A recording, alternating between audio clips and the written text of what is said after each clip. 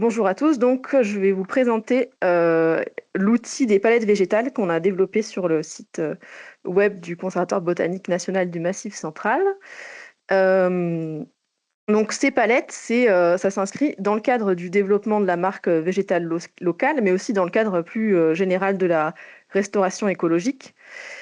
Et du coup, ça a un objectif donc d'éditer des listes d'espèces sauvages et locales pour des usages précis et des territoires précis. Donc ici, on est vraiment sur des palettes qui sont sur la région biogéographique du Massif central, telle que définie par la marque végétale locale.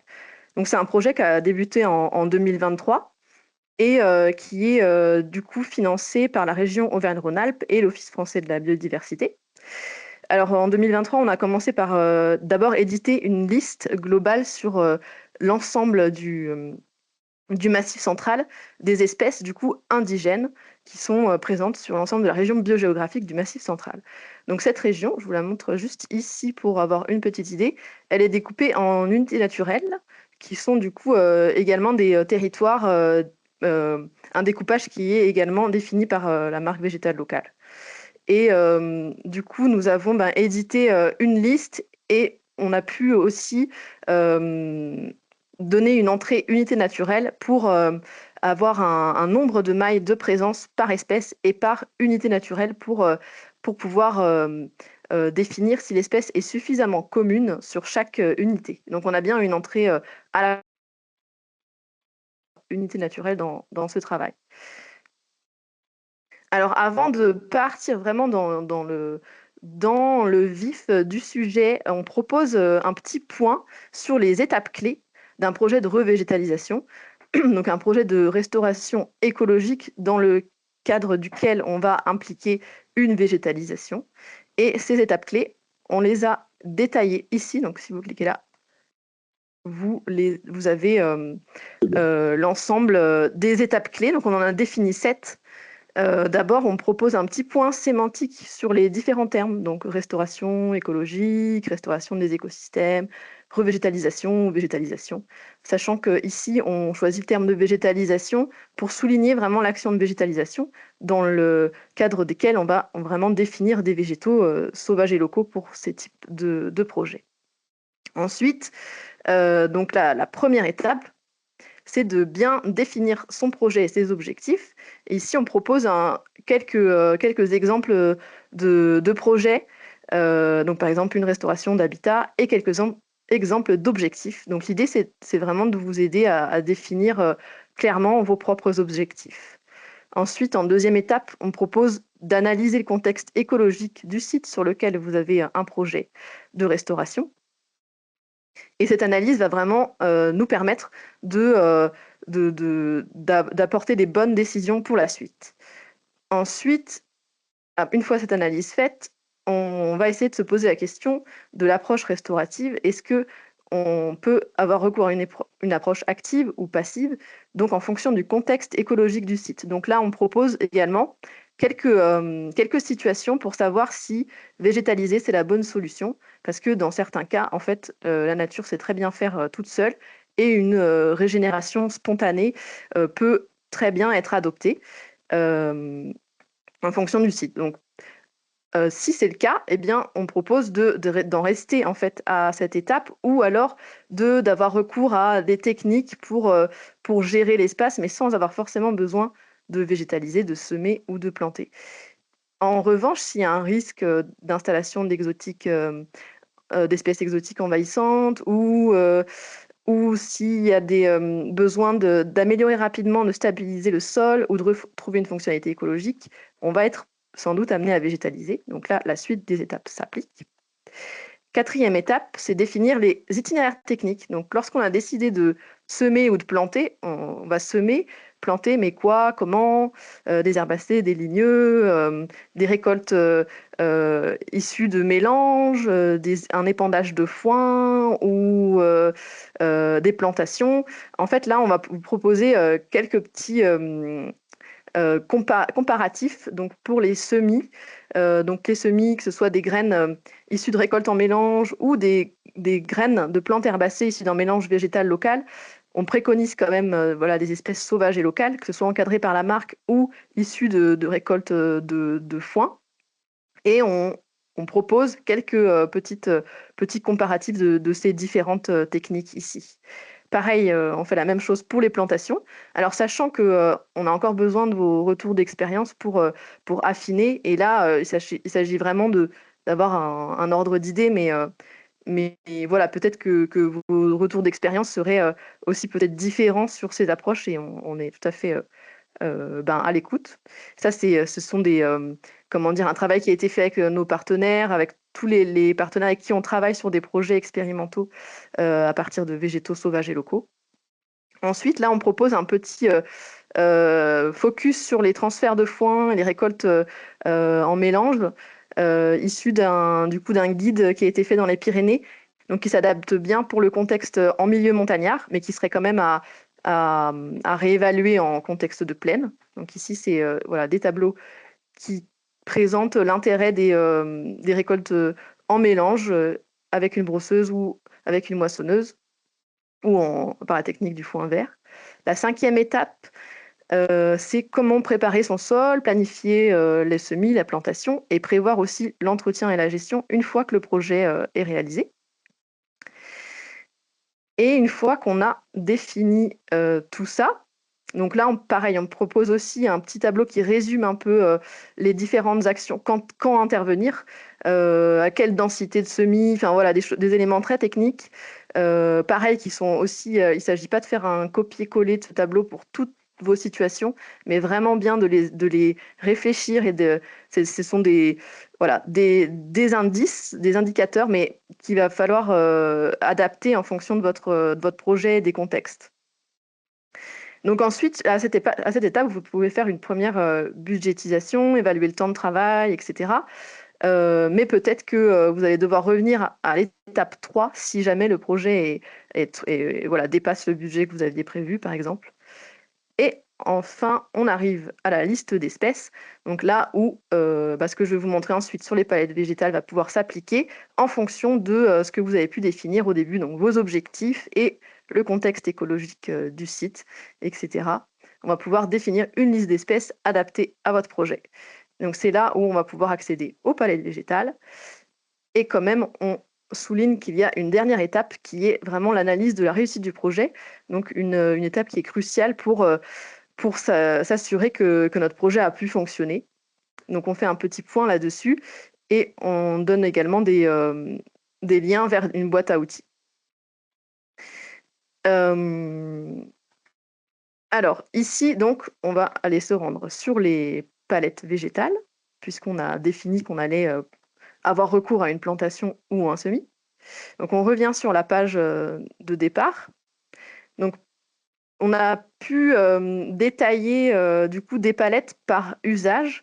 Donc on a défini 7 grands usages parmi lesquels voilà, plusieurs listes d'espèces vont s'appliquer, sachant que là, ce que vous voyez en gris, ce sont des palettes pour lesquelles on n'a pas encore pu éditer de liste, soit parce que la filière n'est pas encore prête sur le Massif central pour répondre à ces usages, soit parce qu'on n'a pas encore assez de retours d'expérience pour pouvoir vraiment lancer ces listes. Donc là, pour l'instant, c'est encore en projet. Sinon, admettons qu'on avait le projet de réaliser un mélange fleuri favorable aux pollinisateurs. Donc on va pouvoir se rendre sur cette page en cliquant dessus. Et donc sur cette page, on va pouvoir avoir donc différents contenus également sur les enjeux écologiques liés à ces mélanges fleuris. Des informations qui concernent la palette végétale, donc c'est-à-dire quelle espèce on va pouvoir trouver et quels sont les arguments en fait, écologiques de ces espèces. Et enfin, donc, des conseils techniques liés à l'utilisation de ces mélanges. Alors maintenant, on va pouvoir passer à la partie vraiment pratique. Donc ici, vous pouvez rentrer une commune. Donc je ne sais pas, là je vais mettre Limoges. Tac. Donc ça me localise. Et ici, on est localisé, on va pouvoir accéder à la palette. Alors soit on fait comme ça, on lit, donc c'est Affinité Atlantique et on descend, soit on peut cliquer ici et aller directement du coup à la palette. Et donc ici, on va pouvoir la télécharger. Hop, et quand j'ai téléchargé mon fichier, il y a un tableau qui s'affiche.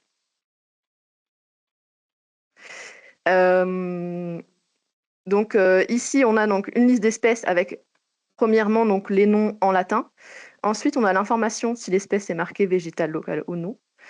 On a aussi des commentaires botaniques et des risques de confusion. Donc ça, c'est surtout à destination des producteurs lorsqu'ils vont faire des récoltes, mais ça peut être aussi destiné aux utilisateurs. Si l'espèce est messicole ou non, puisque c'est une gamme qui comprend beaucoup d'espèces messicoles. Enfin, on a prévu une liste, une colonne sur la restriction géographique, parce que la liste d'espèces globale étant des espèces communes, indigènes et non protégées au niveau national, mais parfois il peut y avoir des protections locales.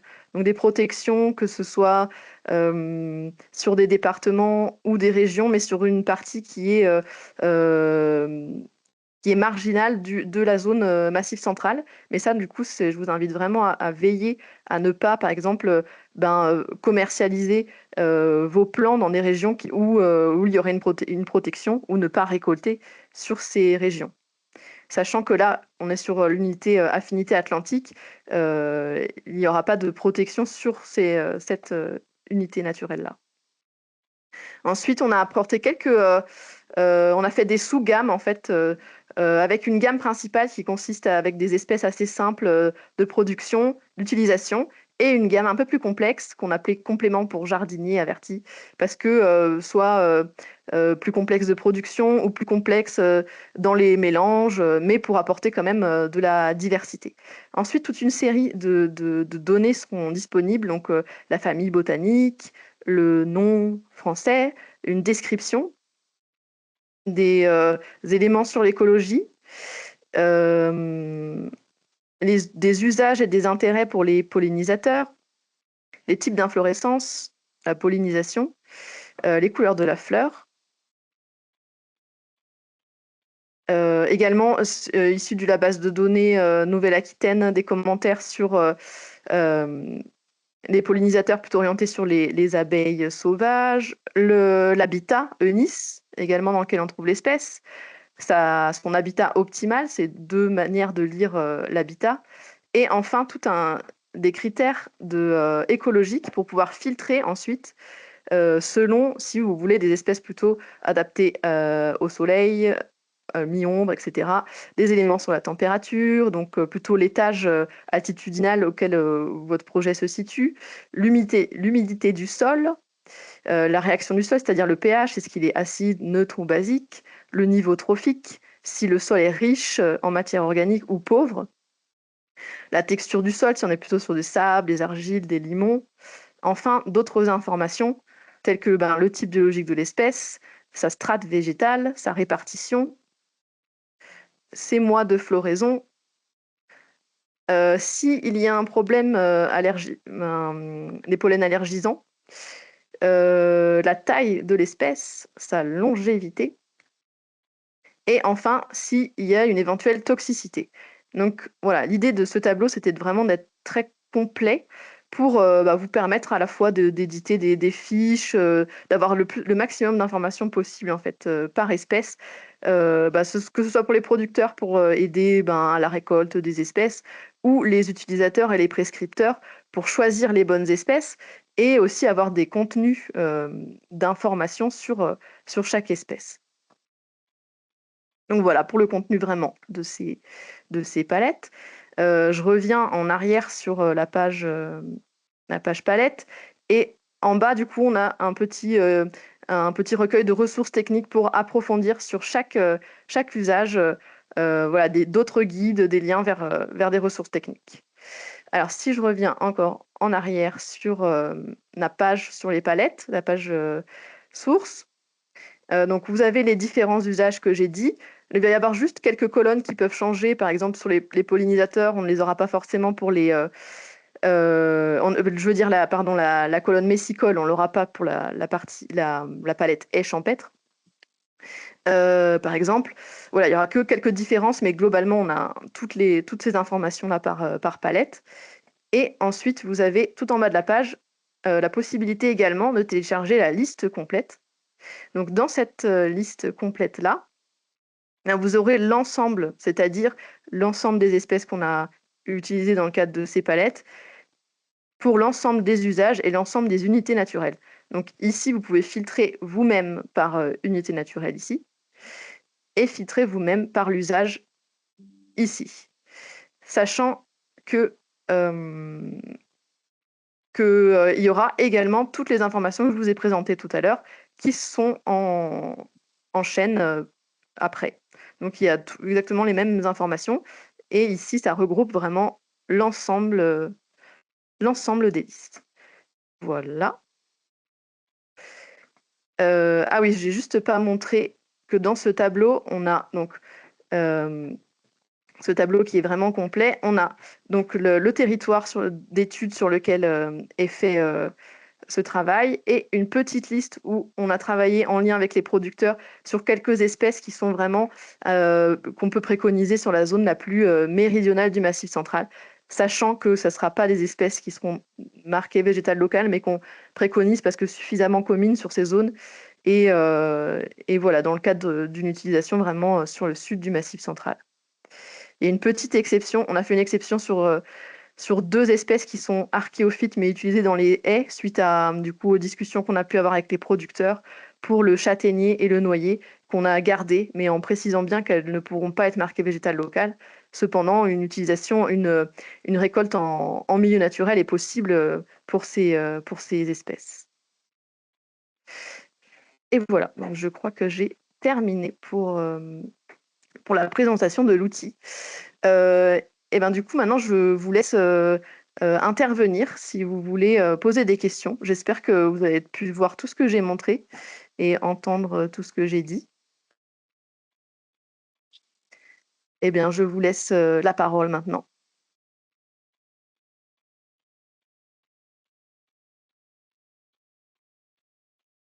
Est-ce qu'il y a des questions? Je vais peut-être arrêter le patarage. Hop.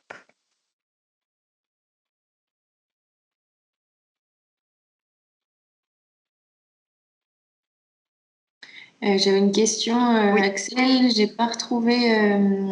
Tu as dit qu'il y avait des sortes de classements de gamme principale, gamme machin. J'ai pas trouvé la. J'ai téléchargé une palette là et je ne trouve pas cette info. Alors, tu as téléchargé dans quelle palette? La première, là. Ripisylve? Ouais. Ok, alors on va regarder ça. Affinité atlantique, j'étais. Je vais me partager aussi.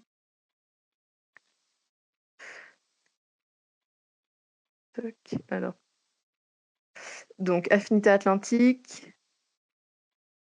Donc j'en prends une, voilà, affinité atlantique. Tac.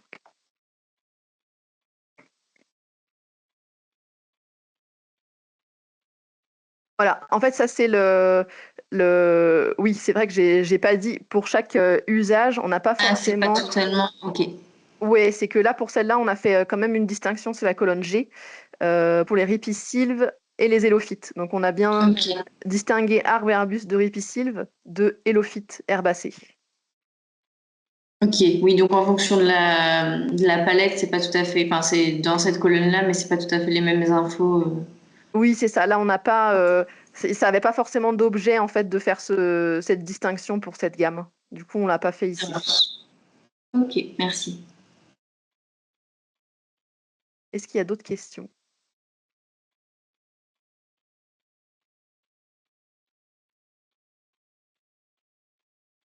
Oui, merci pour la présentation, Axel.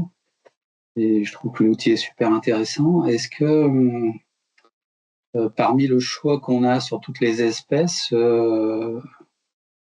est-ce qu'on pourrait avoir des conseils sur en fait, des assemblages de végétation qui sont plus intéressantes que d'autres ou est-ce que c'est vraiment à chaque porteur de projet de faire son propre mélange, quoi, quelque sorte? Oui, bah, du coup, ça va en fait dans chaque gamme, étant donné que il peut être confondu différents milieux. Donc, et différentes conditions écologiques. Donc, si par exemple, on a une gamme pour des végétaux de sol acide et une autre pour des sols moins acides, sachant que sur une unité naturelle, c'est quand même assez homogène. Donc, il y a moins de choix à faire quand même là-dessus. Mais finalement, il y a quelque chose de plus fin encore. Je sais pas si ça répond à la question. J'ai pas entendu la fin de ta réponse, ça a été coupé.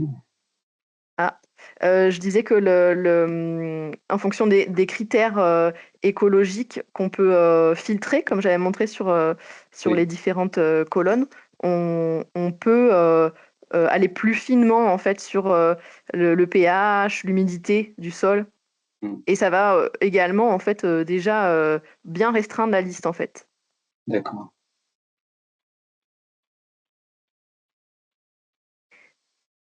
Et après, en fonction des usages, par exemple, là, celui dont je parlais, le mélange fleuri favorable aux pollinisateurs, euh, par rapport à un aménagement paysager, par exemple, il va y avoir en fait une gamme plus homogène entre les différentes unités, parce que finalement, on arrive un peu sur les mêmes espèces euh, qui sont à la fois messicoles, etc., intéressantes pour les pollinisateurs, alors que pour un autre usage, on va avoir le prescripteur va devoir faire plus de choix en fait en fonction vraiment de son aménagement. Donc ça va vraiment dépendre de chaque usage. Pareil pour les haies champêtres, on a quelque chose de quand même plus homogène entre les unités naturelles malgré tout, parce que c'est des espèces qui sont utilisées couramment et on est resté sur des gammes les planteurs, plutôt les planteurs de haies qui plantent depuis plusieurs années sur le Massif central, utilisent ces espèces. Voilà. Même s'il y a des différences forcément avec la partie un peu plus méridionale où on a carrément des espèces, plus de diversité, une autre diversité en tout cas. Mais voilà, je ne sais pas si ça complète sa question. Oui, oui, tout à fait.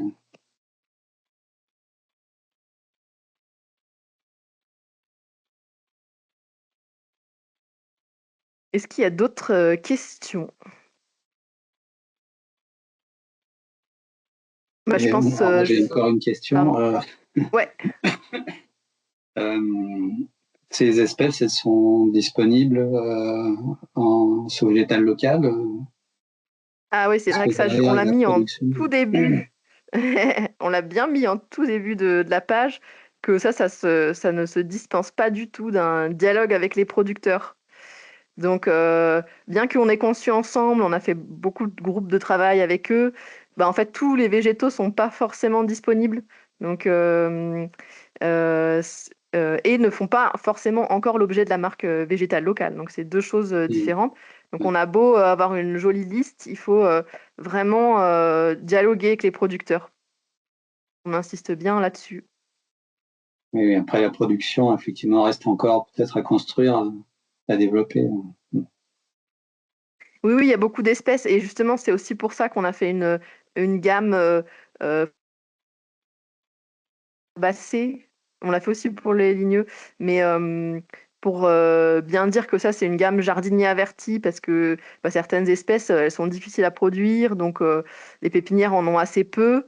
Voilà, c'était un peu dans cette optique-là qu'on avait fait cette colonne.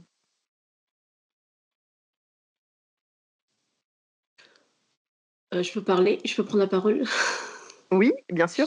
Oui, je pensais en fait souvent pour certains végétaux, ça se fait plutôt voilà, en dialoguant avec les producteurs et en leur précisant ce que l'on désire et eux à partir de là, ben, ils vont aller collecter. Enfin, je dirais, ils n'ont pas obligatoirement tout le temps en production régulière, quoi. Ils peuvent très bien avoir aller comment dire mettre en place une production spécialement pour un projet, pour un voilà, pour répondre à un projet, en fait. Ils n'ont pas toujours tout en stock ou en production, comment dire, Dans tous les cas, constante. même s'ils produisent ces espèces, il est forcément en stock et il faut vraiment anticiper. Mais ça, c'est sûr que voilà, ça fait vraiment partie aussi des conseils qu'on donne, c'est d'anticiper. Oui, oui, non, c'est sûr que là, c'est vraiment le premier élément qu'on met, c'est de passer par les producteurs en premier. En fait. Nous, on a beau faire des jolies listes, elles sont pas forcément, disponibles, quoi. Et est-ce que toutes les plantes là qui ont été donc présentées, est-ce que toutes aujourd'hui présentent ont un itinéraire technique de production en fait? Est-ce qu'elles ont toutes été comment dire mises en production à travers parce que parfois c'est compliqué certaines les graines ont la difficulté à lever les dormants, ces choses comme ça. Enfin, est-ce que toutes sont aptes à être produites facilement et Bah, là, c'était vraiment le un des gros, efforts qui a été fait sur ce travail, c'était de s'assurer que les espèces pouvaient être produites par les producteurs et c'est pour ça qu'on avait vraiment consulté, bah, on a commencé l'année Mm. dernière des groupes de travail avec tous les producteurs pour qu'ils pas juste pas possible ou alors il y en a quand même certaines où on sait que c'est possible, mais voilà, il y en a certaines où c'est pas encore, c'est vraiment celle qu'on a mis, dans, jardinier averti. Moi, j'ai mis ça pour quelques gammes, mais on s'est pas forcément aventuré là-dessus sur toutes les gammes, donc voilà, il y aura peut-être des espèces où on va se dire: «Bah, ça, on avait dit que c'était pas possible de produire et finalement maintenant on y arrive, donc il va falloir les ajouter».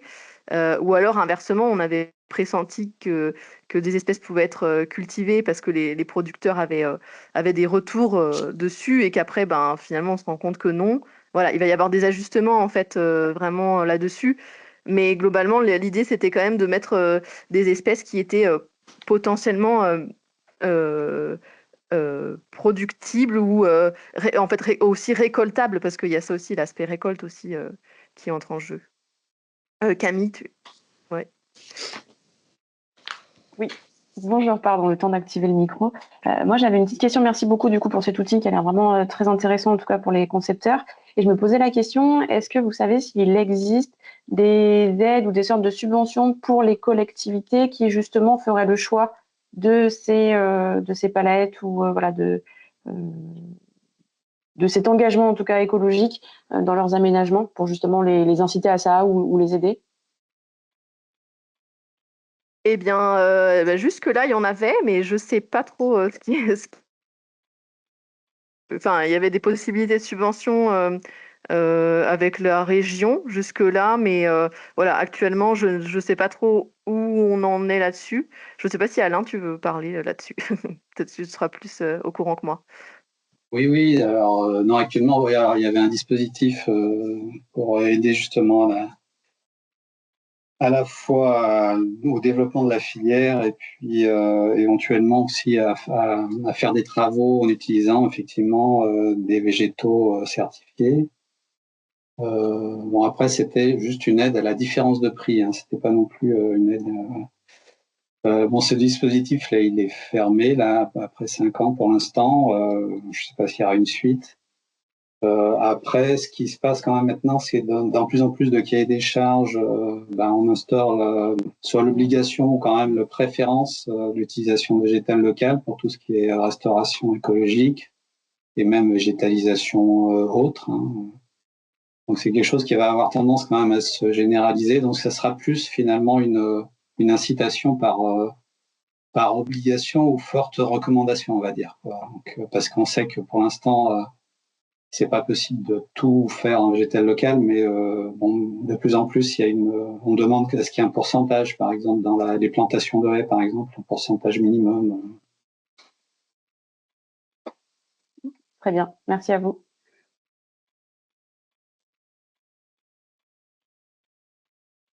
Et est-ce qu'il y a d'autres questions?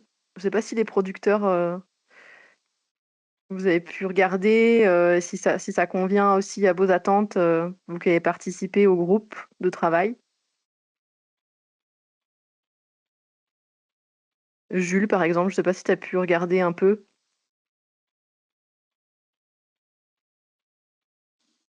Alors non, j'ai pas encore eu le temps de regarder l'outil et le groupe de travail, j'avais estimé que, étant donné qu'on est encore peu expérimenté, on n'avait pas vraiment de recul sur la capacité à mettre en production telle espèce plutôt qu'une autre. Nous, on est en train d'évaluer la faisabilité plutôt sur certaines espèces. Et pour ce qui est de l'outil, je pense qu'effectivement c'est un outil qui va m'être utile pour répondre aux questions des clients qui nous contactent directement. On a beaucoup de clients qui passent par des structures d'accompagnement, donc le conseil ils l'ont. Je pense que ces structures sont soit compétentes, soit utilisent ce type d'outils en plus de leurs compétences.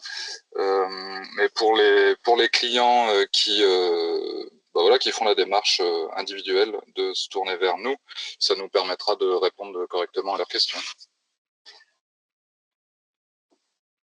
Ok.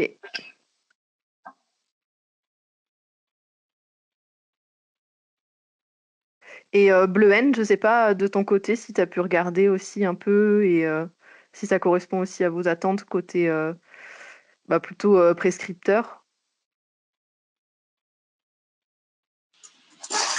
Oui, j'ai parcouru rapidement et en effet, c'est un super outil qui permet vraiment de filtrer selon l'objectif. Donc là-dessus, c'est hyper précis, donc c'est vraiment super. Et après, nous, on retrouve beaucoup d'espèces qu'on a sur le bassin lyonnais. Et par contre, ce que moi j'utilise plus sur le bassin lyonnais, ça va plus être des espèces plutôt zone méditerranéenne. On va peut-être un peu moins retrouver du coup dans la palette. Désolée, ça a coupé, j'ai pas entendu. Tu disais des espèces méditerranéennes, c'est ça? Ça a juste coupé à ce moment-là. Oui, pour tout ce qui est okay, projet, pour tout ce qui est projet végétalisation vraiment de milieu urbain, on a beaucoup de projets sur du milieu urbain dense. Et du coup, c'est vrai qu'on a tendance à peut-être aller chercher des espèces un peu plus au sud. Et du coup, donc c'est un peu dans la liste espèces méditerranéennes que tu as rajouté là, sur un petit onglet. Et du coup, c'est vrai qu'on va plus avoir peut-être d'espèces. On a plus tendance à avoir recours à ces espèces-là, en tout cas là sur le bassin lyonnais, surtout en milieu urbain. Mais du coup, je vois qu'il y a plein d'espèces dont je n'ai pas forcément connaissance dans la palette de base. Et du coup, pour nous, c'est super intéressant parce que ça permet aussi de diversifier un peu les préconisations qu'on fait avec le filtre que c'est les espèces qui sont récoltables et productibles. Et ça, c'est super important, même si en effet, elles ne sont pas toutes produites. Mais déjà, ça met un travail de base, on va dire, qui a été fait là-dessus. C'est super intéressant et c'est un gros gain de temps aussi pour nous et un gain d'efficacité sur la préconisation. Donc, merci. Cool, merci pour le retour. Et est-ce que vous avez des retours aussi vraiment, je veux dire, techniques sur des trucs que vous ne trouvez pas pratiques forcément en cliquant quelque part, qui ne sont pas clairs Bon, c'était aussi un peu l'occasion de recueillir un peu ces retours pratiques sur les pages web ou si vous voyez des choses qui manquent. Voilà, pour l'instant, en fait, on n'a pas fait la grosse communication à propos de ces palettes et j'attendais un peu cette réunion aussi pour avoir les premiers retours, s'il y avait vraiment des choses. Peut-être Betty et Sandra, vous qui avez un œil plus national, si vous voyez des choses qui vous ont choqué, par exemple.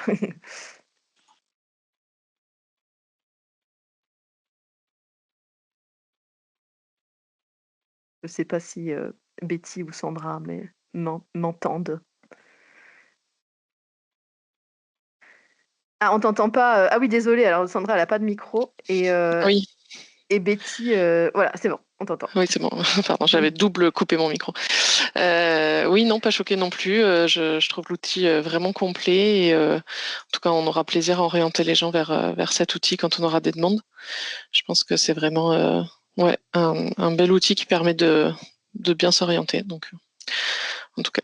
Et oui, du coup, Sandra te dit qu'on pourra le mettre dans notre lettre d'info et sur LinkedIn, on pourra faire un post. Ça tombe bien, il faut qu'on voit le programme des posts. Ah bah super, voilà, ça en fera un. C'est ça. Ça marche. Je sais pas si vous avez prévu de le valoriser sur votre LinkedIn, si vous avez déjà fait un post. N'hésitez pas à taguer la page végétale locale pour qu'on puisse le repartager aussi. Ça marche. Bah là, ouais, on va faire ça dans la suite, là, du coup. Voilà, n'hésite pas à taguer végétale locale. Ouais, ça marche. Bleuhen ? Oui, c'est juste une petite question. Du coup, la page sur les étapes du projet de végétalisation, je la trouve super intéressante. Est-ce que éventuellement, elle pourra être exportée sous forme de fiche ou de PDF, quelque chose qu'on pourrait nous envoyer comme support? Bah, en fait, nous, c'était un peu la deuxième étape qu'on avait prévue, c'est de faire un guide avec tout ça. Ah oui, ok. Mais du coup, je sais pas encore. Enfin, voilà, ça va être une histoire de financement après. Du coup, ça sera pas pour cette année. Et je sais pas pour quand. Est-ce que j'ai pas non plus de notion. Faut que je vois avec mes collègues sur la simplicité de mettre en document une page web. Ça, je sais pas trop. Mais normalement, on voulait en faire un guide en fait. Mais je comprends le besoin en tout cas. Mais c'est toujours bien d'avoir l'équivalent support, un support diffusable. Enfin, je veux dire, sur le site internet, c'est déjà très bien. Mais c'était plus s'il y avait déjà possibilité de l'exporter sous forme de fiche ou si c'est Bah, pas je possible. vais me renseigner, ouais, si c'est possible. Ok.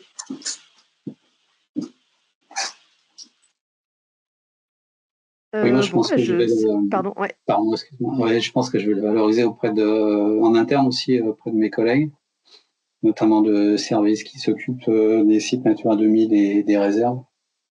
Donc, je vais leur envoyer le lien et puis peut-être que ce serait. Alors sur la restauration écologique, peut-être que ce serait intéressant d'avoir un échange aussi avec toi et eux et peut-être le Conservatoire botanique alpin. Je pense que ça pourrait être intéressant d'organiser quelque chose. Oui, pour tous ceux qui s'occupent des. Oui, parce que alors il y a les chargés d'animation Natura 2000, donc qui s'occupent de ce que faisait l'État avant. Et puis la spécificité, c'est que je crois qu'il y a 43 sites qui sont gérés en direct par la région. Donc avec des animateurs internes, quoi, qui font partie d'une équipe. Il y a une unité spéciale qui est dédiée à ça. Ok. Eh ben oui, ça peut être une bonne suite à donner. Sachant qu'il y a des enjeux là avec le règlement européen de restauration de la nature et sa déclinaison nationale. Là, c'est aussi, au départ, on avait. C'était dans le cadre vraiment que végétal local. Ah, zut. Oui, mais je pense que c'est bien de lier les deux, effectivement, démarche de restauration écologique et la démarche végétale locale. Oui, et d'autant plus aux collègues qui sont directement animateurs de sites et qui vont porter aussi des projets, peut-être de restauration, sachant que dans un premier temps, les projets de restauration écologique, les obligations de restauration écologique, on va peut-être cibler les sites Natura 2000 parce que c'est là où on a la meilleure connaissance de l'état des habitats, même si c'est pas forcément là qu'il y a le plus besoin de restauration, mais il y en a quand même certainement. Et donc, il y aura certainement des projets de restauration qui seront menés à partir de 2025-2026, surtout, je pense. Voilà. Et donc, c'est bien de faire un rappel aussi, même si peut-être ils connaissent déjà sur végétal local et le lien avec la restauration écologique. Oui, moi ce que je disais, c'est qu'au départ, on avait orienté vraiment pour végétal local et en fait, on s'est rendu compte que ça rentrait vraiment dans un cadre beaucoup plus global et qui est vraiment la restauration écologique, d'où tout le guide étapes clés, etc., pour aussi inclure en fait, pas seulement le fait d'avoir recours à des végétaux, mais aussi des techniques de végétalisation, de restauration écologique un peu plus large que seulement ce qu'il y a derrière que la marque végétale locale, en fait, d'être plus dans un enjeu de restauration écologique. Donc oui, ça fait sens, ouais.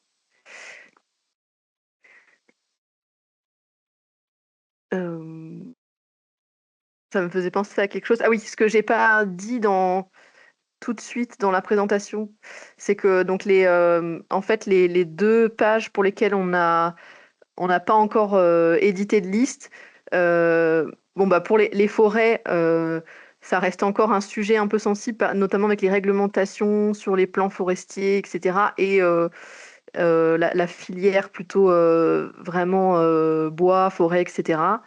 Donc c'est pour ça qu'aujourd'hui on tâtonne encore un peu.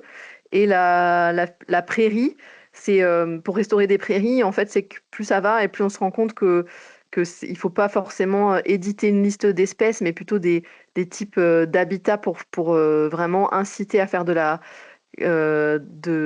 récolte en mélange, des semis issus de mélange.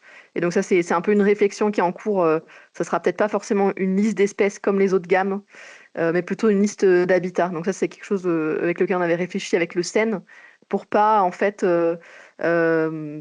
mener à des listes d'espèces qui, on sait pour les graminées, les légumineuses qui sont à certification et qu'on ne peut pas avoir dans le végétal local. Donc ça reste toujours un peu un frein et en fait, le mélange, c'est ce qui marche le mieux. Et voilà, donc nous, on voulait peut-être plutôt privilégier un choix d'habitat, quelque chose comme ça, et des techniques en fait de récolte en mélange.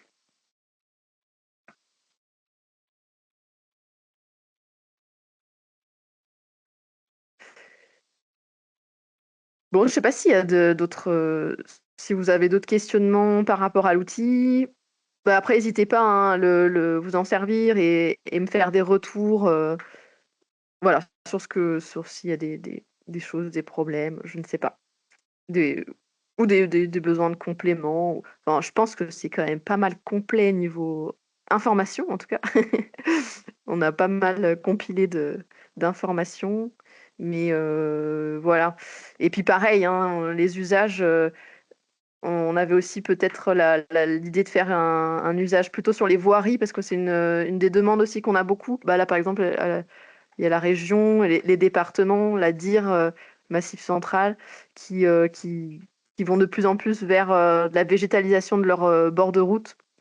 Et là, c'est quand même très, très technique. C'est assez différent des autres usages. Du coup, pourquoi pas faire une autre palette là-dessus aussi. Ça, c'est quelque chose qu'on avait aussi prévu comme évolution également.